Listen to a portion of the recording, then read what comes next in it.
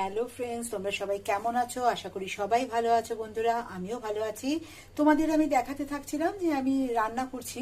তোমরা আশা করি দেখে বুঝতে পেরেছো যে ওটা আমি মাটন রান্না করছিলাম।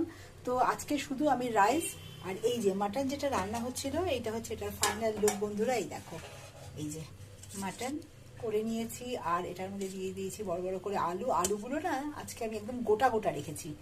ভীষণ ভালো লাগে মাঝে মাঝে এরকম গোটা আলু না কেটে, অর্ধেক না করে এরকম গোটাভাবে আলু রাখতে। আর এই যে মাটনটা খুব চর্বিও আছে, রেওয়াজি খাসি বলে বলে এটাকে।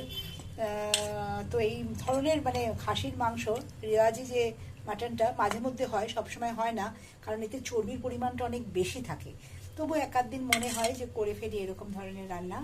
তো জাস্ট মাটনের আজকে ঝোল করেছি বন্ধুরা, আর এই যে রাইস, আর কিচ্ছু না। ভাত আর মাংস আজকে আমার দুপুরের মেনু। আর এর সাথে একটু টক দই আছে, ওটা নিয়ে নেব। তোমরা আজকে দুপুরে কে কি বানিয়েছো